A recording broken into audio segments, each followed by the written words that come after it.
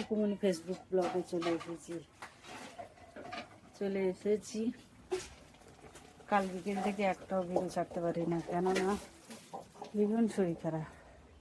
বৃষ্টিতে ভিজে জ্বর হয়ে গেছে, জ্বর কাশি, মাথা যন্ত্রণায় ছেড়ে যাচ্ছে, মাথাটা ভার হয়ে আছে, এত যন্ত্রণা করছে। তা বাড়ির কাজ তো করতেই হবে, বাড়ির কাজগুলো আমার কে করে দেবে বাবা? তো লোক নেই আমার, নিজেকেই করতে হবে। বাজার হাট সমস্ত সংসারে দায়িত্ব, মানে আমি ছেলে হয়েছি, ও মেয়েও হয়েছে আর কি। সংসারে সমস্ত দায়িত্বভার আমার, আর ওর কোনো কিছু না। ও আসবে, খাবে দাবে, ঘুমাবে, আবার কাজে চলে যাবে। মানে কোনো কিছু সংসারের দায়িত্ব তো মানুষের নেয়। এ কেমন পেটা ছেলে রে ভাই, কিছু বলতে গেলে উল্টো পাল্টা কথা বলে। এই হচ্ছে ব্যাপার। বৃষ্টি তো যা ধরেছে আর ছাড়ারই নাম ধরছে না। আর ঘরের অবস্থা তো দেখছো, জামা কাপড় একটাও শুকছে না, সব ফ্যানের তলায় দিচ্ছি, তাও সব স্যাঁত স্যাঁত করছে। আর এত বৃষ্টি হচ্ছে, রোজের জামা কাপড়, এই নাইটি বলো, শাড়ি, ব্লাউজ, এগুলো রোজ তো কত জামা কাপড় লাগে, এগুলো তো সব ধুতে হয়, না ধুলে তো হয় না। তোমরা তো জানো, কাজ করো। এই হচ্ছে ব্যাপার। আর সেদিনে তো বিয়ে বাড়িতে গেছিলাম, তোমরা সবাই জানো।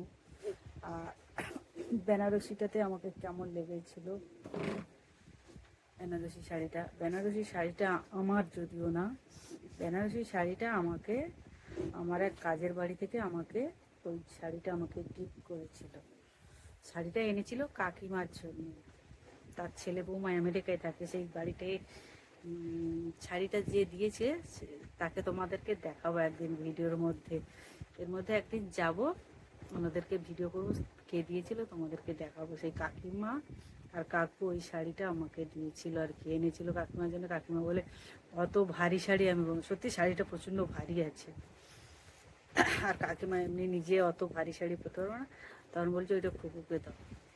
শাড়িটার দাম ফেলা ছিল 16,000 টাকা। আমার বাড়িতে নিয়ে এসে আমি ওগুলো সব পেপার টেপার, ওর ভেতরে সব যে কাগজ মাগজ, ওগুলো সব আমি বাড়িতে এনে সব বের করেছি, আমার ছেলে আমি সব দেখেছিলাম। শাড়িটা খুব সুন্দর, শাড়িটা বাড়িতে এসে দিয়েছে। তা আমাকে সবসময় বলতো, খুব শাড়িটা একটু পরবি, দেখবো শাড়িটা পরবি। আমার আর হচ্ছে না, আছে 5-6 বছর হয়ে যাচ্ছে শাড়িটা আর পরাই হচ্ছিল না।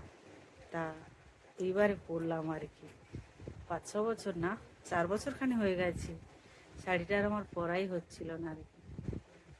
তা এতদিন বাদে আমার ভাগ্যতে জুটলো, একটা বিয়ে বাড়ি পেলাম মেয়ে, তার শাড়িটা পরলাম। কাছে পিঠে বলে পরতে পেরেছি, নাহলে দূরে হলে কি পরতে পারতাম? এর আগে একটা বিয়ে বাড়িতেও নিমন্ত্রণ পেয়েছিলাম, সে পরবো বলে আর পরা হয় না, এতটা হেঁটে যাওয়া আসা বাড়ির সামনে বলে পরেছি। শাড়িটা আবার ধুতে হবে, মানে আমার আবার একটু ছুচিভাব নিয়েছি, শাড়িটা পরলে আমার সাথে সাথে, সে যত নতুন শাড়ি দামি শাড়ি হোক, ধুলে সাথে সাথে ধুতেই হবে, নাহলে আমি থাকতে পারি না। এই হচ্ছে ব্যাপার। আর আমার গলার কাছে এত কুক করছে, আর কি বলবো, মানে মাথা তাকাতেই পাচ্ছি না, এত আমার এইগুলো যন্ত্রণা করছে আর কি, এত অসুস্থ লাগছে, ভালো লাগছে না কোনো কিছু। টাটা বন্ধুরা, সবাই পাশে থেকো আর সাপোর্ট করো আমাকে। হ্যাঁ, তো একটা দিদিভাই আমাকে আমার মেয়ের মানে তখন বিয়ে হয়নি, একটা থাম্বেল দিয়েছিল, ওটা ওটা দোয়া আছে, ওর জন্য তোমরা আমাকে এ করো না। আমি তো কারো কাছে টাকা পয়সা কোনো সময় চাইনি তোমাদের কাছে, শুধু তোমরা আমার পাশে থেকে আর আমার ভিডিওগুলোকে প্রচুর প্রচুর শেয়ার করো, এইটাই তোমাদের কাছে চাই। আমি টাকা পয়সা চাচ্ছি না কারোর কাছে কোনো সময়। সবসময় বলি, তোমরা আমার পরিবারের লোক, তোমরা আমাকে সাপোর্ট করো, আমার পাশে থেকো, এই কথাটাই আমি সবসময় বলি। তোমরা তো জানো আমি গ্রামের মেয়ে, সবসময় তোমাদের সাপোর্ট না পেলে আর তোমরা পাশে না থাকলে আমি আজকে এই জায়গায় আসতে পারতাম না। তোমরা আমার পরিবারের লোকের মতো, নিজের লোকের মতো, তাই তোমাদেরকে এই কথাটাই শুধু বলি আমি। গ্রাম থেকে উঠে আসা মেয়েটাকে তোমরা আজকে এত ভালোবাসা দিচ্ছ বলে আজ সেই জায়গাটায় আসতে পেরেছি।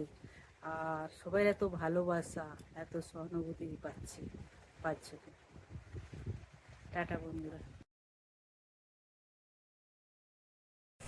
বৃষ্টি বাদলার দিনে কেমন আছো সবাই বলো? প্রচুর বৃষ্টি হচ্ছে কলকাতা শহরে আমাদের, গ্রামে যখন ছিলাম একরকম, গ্রামে বৃষ্টি কাদা দিনে সারাদিন কাজ করার পরে বেরোতে, কাদার মধ্যে বেরোতে কি বিরক্ত লাগতো, কিন্তু বেরোতে তো হতো, কেননা গরু ছাগল ছিল, মুরগি ছিল, তাদের জন্যে ঘাস খাবার এগুলো তো সব দিতে হতো, জাবনা খড় এগুলো না দিলে গরুগুলো তো ভ্যা ভ্যা করবে, ছাগল ম্যা ম্যা করবে, এই হচ্ছে জীবন।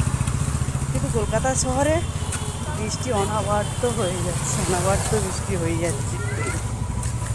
রাস্তাতে হাঁটতে হাঁটতে আমি এখন ভিডিও করতে করতে যাচ্ছি।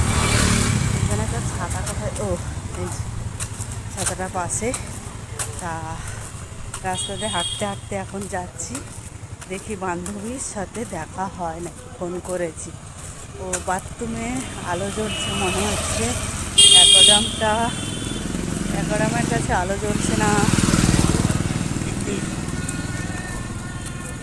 কথা বলতে বলতে মুখগুলো ব্যথা হয়ে যাচ্ছে, এগুলো কেন, আমি তো বেশি কথা বলিনি, অত বেশি কথা বলিনি, এই দুটো টোকা ব্যথা হয়ে গেছে, ভীষণ ব্যথা।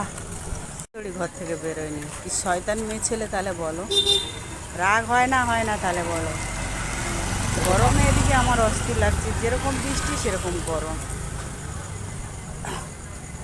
আর গলার কাছে শুধু খুসখুস খুঁজছে, আর রাত হলে জ্বর, সারাদিন যেমন তেমন।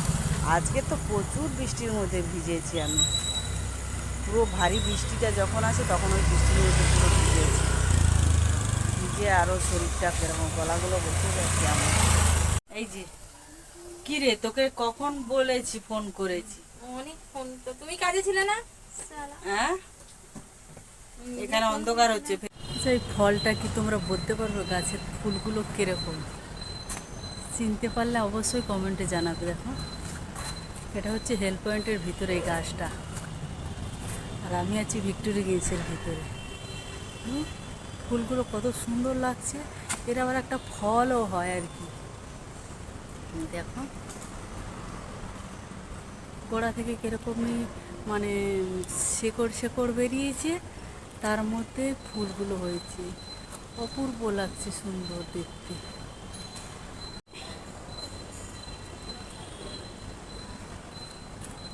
ফুলগুলো দেখতে পাচ্ছ, খুব সুন্দর লাগছে, মানে এত সুন্দর লাগছে, মানে সে বলার কথা না আর কি। আমি সেদিনও দেখেছিলাম দাঁড়িয়ে দাঁড়িয়ে আর কি, আজকেরও সেম একই আর কি, সুন্দর লাগছে। এত ঠান্ডা লেগেছে আমার, কি বলবো, মানে রাত্রে হলে এত জ্বর আসে, মানে সে বলার কথা না। আর এসছি এখানে একটু গেছি, একটা কাকিমার হেল পয়েন্ট নার্সিং হোমটা দেখতে পাচ্ছ কত সুন্দর, এই যে এই গাছগুলো, এটা ভিক্টোরি গেঞ্জের ভিতরে। এটা কি গাছ বলুন তো?